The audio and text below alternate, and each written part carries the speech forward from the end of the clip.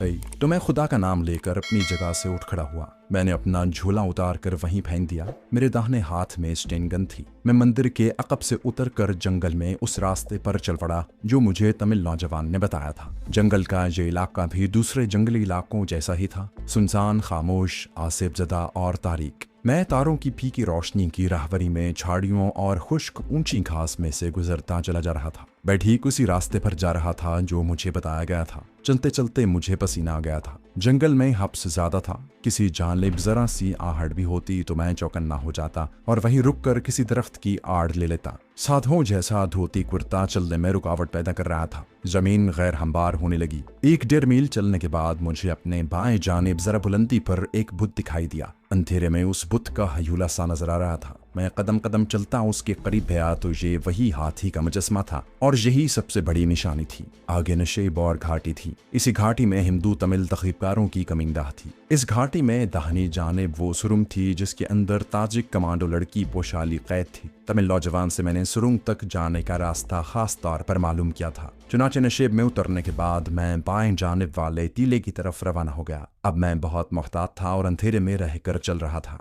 ये तमिल गोरिलों का मस्कन था और यहाँ किसी पहरेदार का मौजूद होना लाजमी बात थी। दरख्त यहाँ ज्यादा घने नहीं थे। घास जरूर मेरी कमर तक आती थी। मैं घास में झुककर उस टीले की तरफ बढ़ रहा था जिसमें सुरुंग थी। दलान खत्म हो गई। जमीन हमवार हो गई। यहाँ झाड़ियां बेशुमार थी। ये जंगली झाड़ियां पद्यादम थी और कहीं कहीं नारियल के झुंड भी अंधेरे में इफरीतों की तरह झुके हुए थे। मैं टीले से कोई 60-70 कदम के फासले पर आकर एक झाड़ी के पास झुककर सामने की तरफ देखने लगा। टीले में जहाँ मुझे सुरुंग का धाना बताया गया था वहां मुझे सिवाय झाड़ियों के और कुछ दिखाई नहीं दे रहा था। कदरे खुली जगह होने की वजह से यहाँ अंधेरा वैसा नहीं था कि हाथ को हाथ सुझाई न देता। सितारों की धीमी रोशनी में भी मेरी कमांडो आंखें हर शय को बखूबी देख रही थी। मैं दबा दबा कर कदम उठाता झाड़ी में से निकलकर टीले के पोल की तरफ बढ़ा। पाँव जमा जमा कर बहुत आहिस्ता आहिस्ता चल रहा था। मान मुझे एक आहट सुनाई थी। मैं वहीं बुत बन गया। फिर घास में अपने आप को छुपा लिया। ये आहट कैसी थी?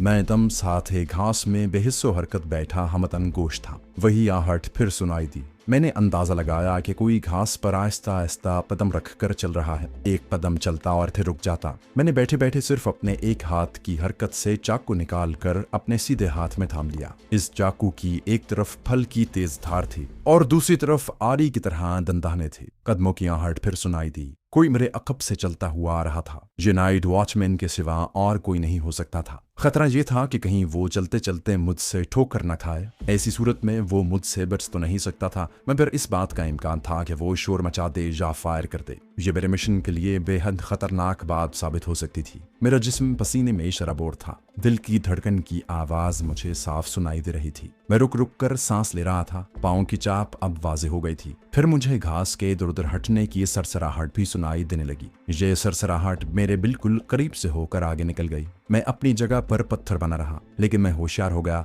मेरा ख्याल था कि वो आगे जाकर किसी दूसरी तरफ मुड़ जाएगा, लेकिन ऐसा न हुआ। पाँव की चाप दूर जाकर फिर करीब आती सुनाई देने लगी। आवाज करीब आई तो मैंने सांस रोक लिया। आवाज इस बार मुझसे कुछ फासले पर होकर पीछे की तरफ निकल गई। मैंने टीले की मशरकी दीवार की तरफ रेंगना शुरू कर दिया। मेरे रेंगने से घास में सरसराहट पैदा हुई। मैं वहीं रुक गया। सरसराहट गार्ड को मेरी तरफ मुतवज्जे कर सकती थी। मैं अजीब अजाब में फंस गया था। मुझे इस सूखी घास में दाखिल ही नहीं होना चाहिए था, लेकिन मुझे अब वहीं रहते हुए कुछ करना था ताकि इस तमिल गार्ड से निजात हासिल कर सकूं। वो कमबख्त दोबारा उसी तरफ आ रहा था।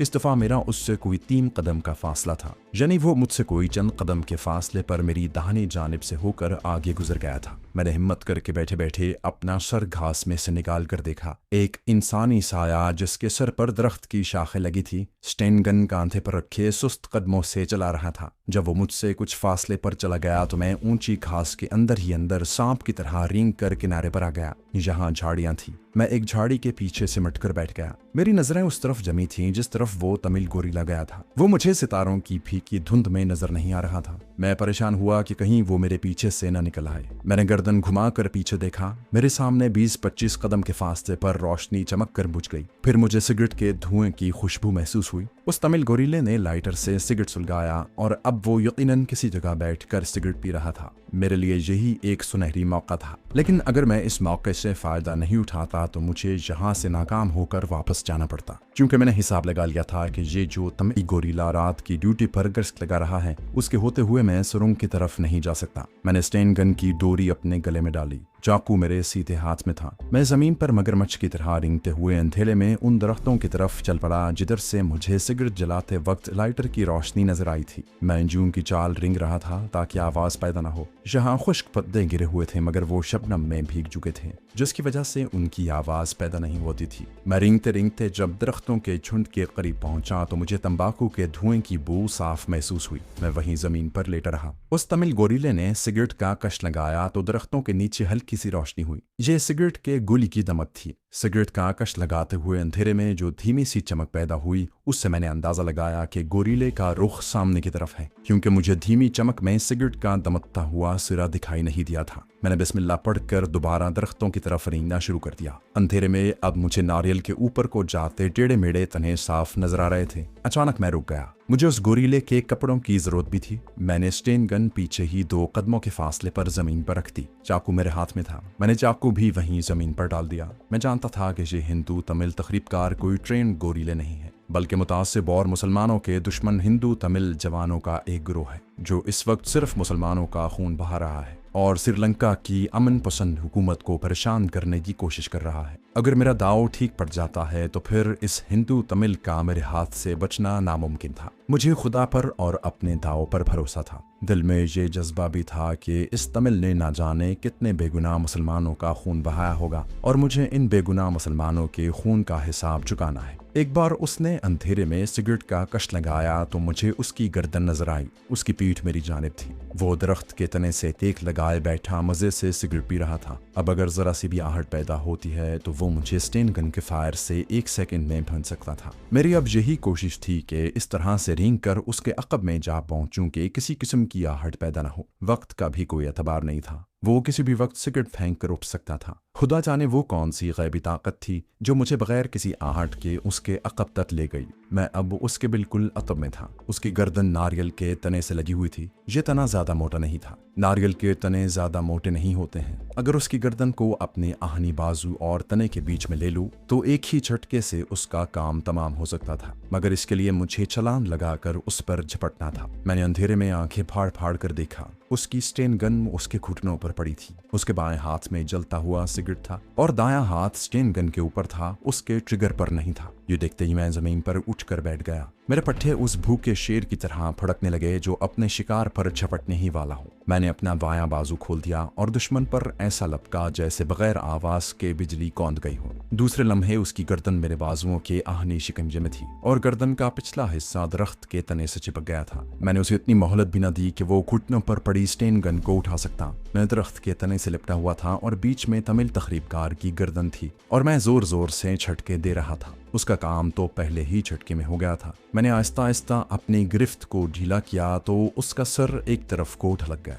वो मर चुका था। मैं उसे घसीट कर पीछे झाड़ियों की तरफ ले गया। उसने फौजियों जैसी खाकी वर्दी पहन रखी थी। सर पर रुमाल बंधा था जिसमें दरख्त की शाखें तोड़कर लगा दी गई थी। मैंने जल्दी जल्दी उसकी खाकी पतलून और खाकी बुशर्ट पहनी। सर पर रुमाल बांधकर उसमें दरख्त की टहनियां फंसाई। उसके बूट उतार कर पहने। अपने कपड़े वहीं झाड़ियों में छुपाए। स्टेन गन और कमांडो चाकू उठाया। इस मुर्दा हिंदू तमिल की स्टेन गन मैंने वहीं उसकी नंगी लाश के पास ही रहने दी। अब मैं भी हुलियस से एक तमिल तखरीबकार लग रहा था। कृष्णन ने मुझे बताया था कि टीले की सुरंग के बाहर भी रात को 2 गोरिल्ले पहरा देते हैं। यहाँ कुल गोरिल्लों की तादाद 12 ही थी, जिसमें से एक को मैंने हलाक कर दिया था। अब पीछे 11 रह गए थे। मैं झुककर टीले की तरफ बढ़ा। अगरचे मैंने तमिल तखरीबकारों ही की वर्दी पहन रखी थी, फिर भी मैं किसी किस्म का खतरा मोल लेना नहीं चाहता था। ना ही कोई ऐसी हरकत करना चाहता था कि किसी को मुझ पर शक पड़े। मैं टीले की तरफ चला जा रहा था। साधुओं वाले सफेद कपड़ों में मुझे अंधेरे में भी देखा जा सकता था, लेकिन खाकी वर्दी ने मुझे काफी हद तक अंधेरे में जज्ब कर लिया था। टीले की दीवार के साथ एक सिगरेट की रोशनी चमकी। मैं वहीं रुक गया और गौर से देखने लगा। अब 2 आदमियों के बातें करने की धीमी धीमी आवाज सुनाई देने लगी। अल्फाज मुझ तक नहीं पहुंच रहे थे। मैं समझ गया कि ये वो 2 गोरीले हैं जो सुरंग के बाहर पहरा दे रहे हैं। मुझे उनसे भी निपटना था। मेरे पास वक्त ज्यादा नहीं था क्योंकि रात गुजरती चली जा रही थी। मैं किसी हद तक अपनी तमिल गोरीलों वाली वर्दी का फायदा उठा सकता था, मगर मुझे हर हालत में उनसे दूर रहना था। इसमें एक कबाहत भी थी। अगर वो मुझे देख लेते हैं तो मुझे ना भी पहचाने, लेकिन उन्हें ये जरूरी मालूम हो जाएगा कि मैं उनमें से नहीं हूँ। हो सकता था कि उनका लीडर इल्लम भी यहीं कहीं सो रहा हो। मैं झुका झुका टीले की पश्चिमी दीवार के पास आ गया। मुझे सुरंग का वारनुमा दरवाजा अंधेरे में नजर आया, जिसके आगे लकड़ी का खोखा डाले 2 गोरीले बैठे सिगरेट पीते हुए आहिस्ता आहिस्ता बातें कर रहे थे। उनकी स्टेन गन्ने उनके पास ही जमीन पर पड़ी थी। मैं सोचने लगा कि इन पर काबू पाने की क्या तरकीब हो सकती है। फायर मैं नहीं कर सकता था, दोनों को बैक वक्त हलाक नहीं कर सकता था, और मेरा गार के अंदर जाना भी बहुत जरूरी था। मैं इन दोनों गोरीलों की तरफ टिकटिकी बांधे देख रहा था। मेरा जहन बर्फ रफ्तारी से किसी मुनासिब तरकीब की तलाश में था कि कुदरत ने खुद ही मुझे एक सुनहरी मौका फराहम कर दिया। उन दोनों में से एक तमिल गोरीला सिगरेट फेंक कर उठा और अपने साथी को कुछ कहकर उस तरफ आने लगा जिधर मैं झाड़ियों में मौजूद था। मैं फौरन समझ गया कि वो इधर किस मकसद के लिए आ रहा है। मैं जल्दी से एक दरख्त के पीछे हो गया। मैंने सांस रोक लिया। वो मेरे करीब ही एक झाड़ी की ओट में आकर खड़ा हो गया। उसका मुंह दूसरी तरफ था। वो अपनी जो हाजत रफा करने आया था उसमें उसे 1-1.5 मिनट से ज्यादा वक्त दरकार नहीं था। मैं दबे पांव उसके अकब की तरफ बढ़ा, फिर उसके करीब पहुंचा तो उसने कदमों की चाप सुनकर पलट कर देखा। उसने मुझे अपना साथी ही समझा और तमिल जबान में कहा, तुम अपनी पोस्ट से इधर क्यों आ गए हो? मैंने तमिल जबान में कहा, प्यास लगी थी। उसने मुंह दूसरी तरफ करके बटन बंद करते हुए कहा, वहीं वापस जाओ। ये उसकी जिंदगी का आखिरी जुमला था। उसके बाद उसकी गर्दन मेरे बाजू में एक लम्हे के लिए आई और दूसरे हाथ में मेरा पकड़ा हुआ चाकू उसकी शहरत काट चुका था। मैंने उसे वहीं फेंक दिया क्योंकि उसकी गर्दन से खून का फवारा उबलने लगा था। उसकी गर्दन आधी से ज्यादा कट चुकी थी। वो लुढ़कता हुआ नशेब में जाकर एक गड्ढे में जा पड़ा। चाकू अभी तक मेरे हाथ में था। मुझे यकीन था कि अब उसकी आवाज बुलंद नहीं हो सकेगी, और ऐसा ही हुआ। गड्ढे में वो तड़प रहा होगा, मगर जिस हलक से उसकी आवाज निकलनी थी वो कट चुका था। चाकू को मैंने घास पर रगड़ कर पूंछा और तेजी से एक तरफ झुका। अब मुझे उसके साथ ही गोरीले का इंतजार था। उसने नीचे ही से आवाज दी कि ऊपर किससे बातें हो रही हैं। मैं खामोश रहा। मेरी निगाहें उस दूसरे गोरीले पर जमी हुई थी। वो भी सिगरेट पी रहा था। उसने 1-2 बार जमाई ली, सिगरेट जमीन पर फेंक कर पांव से मसला और खोखे पर से उठते हुए आहिस्ता से बोला, तुम क्या कर रहे हो ऊपर? मैं फिर भी ना बोला। अब दूसरे गोरीले को कुछ तशवीश हुई कि कहीं उसका साथी बेहोश ना हो गया हो या उसे सांप वगैरह ने ना काट लिया हो। वो लंबे लंबे डग भरता ऊपर की जाने बढ़ा। मैंने एक दरख्त की ओट में खड़े होकर एक खास पोजीशन बना ली। उसी जगह से मुझे उस पर हमला आवर होना था। उसने स्टेन गन अभी तक कांधे पर ही लटकाई हुई थी। जो ही वो अंधेरे में मेरे करीब से गुजरा, मैंने पूरी ताकत से अपना बाजू उसकी ठोड़ी के नीचे मारा। ये जर्ब नीचे से ऊपर की जानिब थी और इतनी शदीद थी कि दुबला पतला तमिल तकरीबकार पिछाड़ खाकर पीछे की तरफ गिरा। उसके गिरने से पहले मैं उसका गला दबोच चुका था, और मेरे जैसे मजबूत जिस्म वाले ट्रेन कमांडो के हाथ की जर्ब सहना इनके बस की बात नहीं थी। मैंने फौरन उसकी स्टेन गन और मैगजीन बेल्ट अपने कब्जे में कर ली और तमिल तकरीबकार को एक बार फिर चेक किया। उसमें अभी कुछ सांस बाकी थे। मैं उसे जिंदा नहीं छोड़ सकता था। उसे अभी दुनिया में पहुंचाने के लिए मुझे मजीद 2 मिनट लगे। अब कम से कम सुरंग तक के लिए मेरा रास्ता साफ था। मैं ढलान उतर कर सुरंग के बाहर खोखे पर आकर बैठ गया। कम से कम 15-20 सेकंड के लिए वहां बैठना जरूरी था। उसके बाद मैं उठा और सुरंग में दाखिल हो गया। सुरंग में अंधेरा था। जरा आगे गया तो लालटेन की रोशनी में मुझे एक औरत इस हालत में दीवार के साथ दिखाई दी कि उसका सर नीचे झुका हुआ था, बाल माथे पर लहरा रहे थे, दोनों हाथ और पांव बंधे हुए थे, और वो एक बांस के साथ बंधी जमीन पर जैसे नीम बेहोशी की हालत में बैठी थी। मैं लपक कर उसके पास गया और उसका सर ऊपर उठाया। ये पोशाली के सिवा दूसरी कोई लड़की नहीं हो सकती थी। जर्दी माइल, गोरी रंगत, नाक ऊपर को उठी हुई, आंखें जरा छोटी छोटी। उसने आंखें बंद कर रखी थी। मैंने उसे हिलाते हुए कहा, पोशाली, मैं तुम्हें लेने आया हूँ। मैंने उसे अपना कोड वर्ड बताया। पोशाली ने आंखें खोलकर जैसे आलम ख्वाब में मेरी तरफ देखा। मैंने उसकी रस्सियां खोल दी और उसे कहा, चाणक्य प्लान को लेकर मैं तुम्हें यहाँ से निकालने आया, मेरे साथ चलो। मैंने जल्दी जल्दी उसे थोड़े बहुत हकायक से आगाह किया। आखिर वो एक ट्रेंड कमांडो लड़की थी। अगरचे उस पर बड़ा तशद्दुद हो चुका था, मगर आज़ाद होते और मेरी बातें सुनते ही वो उठ खड़ी हुई। उसने उर्दू में मुझे आहिस्ता से कहा, क्या तुमने लीडर को कत्ल कर दिया है? मैंने उसे बताया कि लीडर से मेरा सामना नहीं हुआ। उसने मैगजीन बेल्ट अपनी कमर के गिर्द लपेटी, स्टेन गन का मैगजीन खोलकर चेक किया और उसे सीधे हाथ में उठाकर बोली, मैं इनमें से किसी एक को जिंदा नहीं छोड़ना चाहती। मैंने उसे समझाने की कोशिश की कि हमारा मिशन वहां से फरार होना है, इन लोगों को कत्ल करने में वक्त जाया नहीं करना। पोशाली ने तेज लहजे में कहा, कोई वक्त जाया नहीं होगा, मैं जानती हूँ ये लोग कहाँ होंगे। टीम तुमने हलाक कर दी है, बाकियों को मैं जहन्नम में पहुंचाऊंगी, तुम मेरे पीछे आओ। पोशाली वाकई एक माहिर और जुर्रतमंद कमांडो लड़की थी। असलहा हाथ में आते ही वो शेरनी बन गई थी। वो गन लिए झुकी झुकी सुरंग के दरवाजे पर आ गई। उसने दाएं जानिब देखा, फिर हाथ से मुझे पीछे आने का इशारा किया। स्टेन गन अब उसने दोनों हाथों में पकड़ ली थी।